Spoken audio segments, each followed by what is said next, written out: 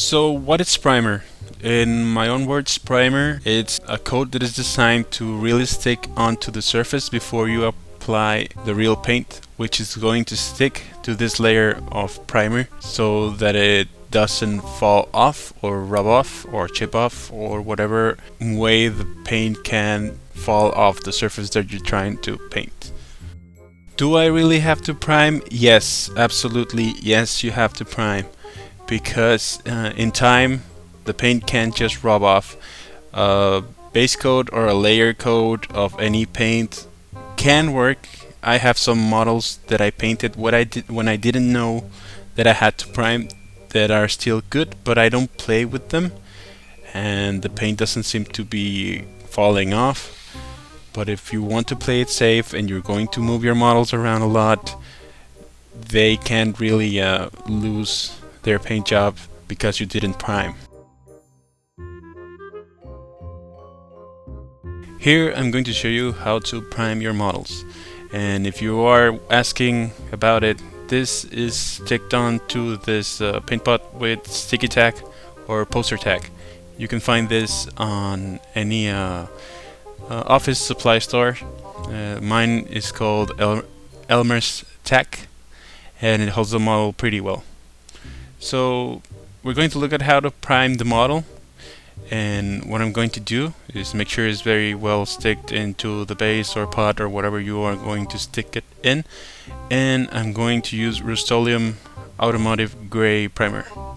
Here it is, and this is a cheap primer that I use, and it's not very well made for miniatures, so if you want to play it safe, you can go for the good quality stuff, which could be any of the brands that are made for miniatures, and make sure to shake it very well like I'm doing here for at least 2 minutes, and that it's a good, well, sunny day and not a very extreme weathered one, not very hot and not very cold, and you can start testing your spray can like this.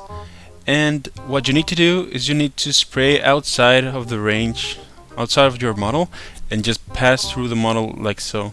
So what I'm going to start here is I'm about 1 foot, a little bit more than a foot away from the model, and I'm doing passes of primer, as you see.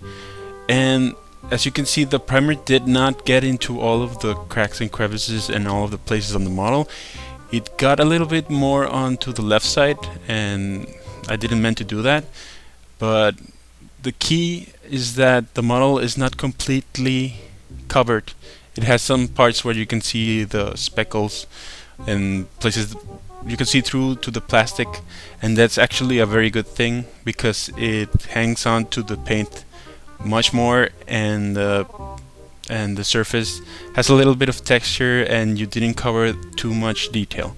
So what you're trying to do is to spray a little bit from the distance, not so much that it dries in the air, and not so close that it really clogs all of the detail on the model. And use it very lightly, as you've seen here. You don't want to cover the whole thing. You just want to give it a quick spray, and that's enough to hang on to the paint. Here I used Elmer's tack and mixing stick for regular house paint, and I sticked some models into it, and I'm using this Rust-Oleum primer, which is the black primer that I use, and it's pretty good. It's a little bit matte, so it kind of looks a little bit gray, but once you give it a coat or gloss coat or something, it looks black like any other black primer. So again, you have to shake it very well, and it's what's shaken before I started shooting this shot. And again, testing that it shoots well, and just passing over your miniatures with very quick passes of spray paint. In this case, these models are a little bit lower quality, so I didn't mind using a little bit more primer to try to cover the whole thing. But if you're interested in quality, you should prime much lighter than this example here.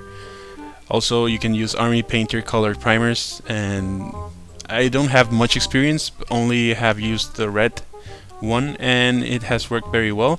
It has a kind of a glossy finish, which makes it a little bit difficult for washes and paint to really stick super good. I haven't tried any other colors, and it might be a problem on my part that I'm over priming, but here we go. And in this model we're trying to cover as much as we can, even if we over prime a little bit, because that's the whole purpose of this primer, to cover the whole miniature. But again, we're trying not to cover a lot of detail and to give it a really quick spray. If we see some parts that didn't really get covered and you don't want to risk it, just leave it like that and give it a coat of the color that you're going to use. So here you can see the covered miniatures spinning on this rotary display, and as you can see, the base is like speckled with the primer, like a dust, and that's a really good sign that you're not over priming. If you see a lot of primer like you see in this side, that it's almost white on the bottom of the base, that means you used a little bit too much. So you have to try to control that, and if you're going for quality, try to really have, like in this side that you're seeing here in the front, that you can see to the plastic. That's a very good sign that you're using enough primer and not too much. Here this model was completely covered in the primer, and it still looks pretty good, because these primers are not too bad and actually are very cheap. Here in the US are under $5. I think they're like $4 or $3 something, and it's a very cheap alternative to start priming models.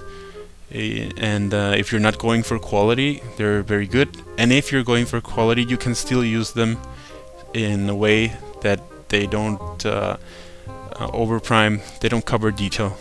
And here's the third one, which is the Army Painter Red. As you can see, this one shines a little bit more because the color is a little bit more shiny and has a little bit more of a satin coat. And what I don't like about it is that it doesn't take the washes too well, but it works very well. I don't think this is gonna come off very easily, and it does its purpose to save you a step on the painting, because I no longer have to base coat it on red with this model. And here's another model. This is my Bellacore model that I'm planning to paint, but I haven't gone to it. If you live in a place that is too hot or too cold to paint, just try to paint in a ventilated place, like in a garage or somewhere closed, where you don't get to smell all of the fumes, because it's toxic. So that's pretty much it. Thank you very much for watching this video. I hope you find it informative and helpful, and if you would like to support this channel, just like, comment and subscribe, and also stay to the end of this video to know how you can further support my channel. Thank you very much for watching, and I hope to see you on the next video.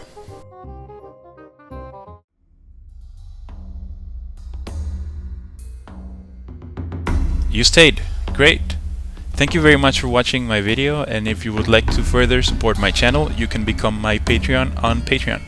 You can pledge as little as $1 a month, and you are helping me create more and better content. If you can't, that's fine, because you're helping my channel a lot just for watching and sharing, but you can read all of the details if you follow the link in the description below. I hope you can spare $1 to make this hobby of mine a job for which I can get paid. Thanks for watching, and I hope to see you on the next video.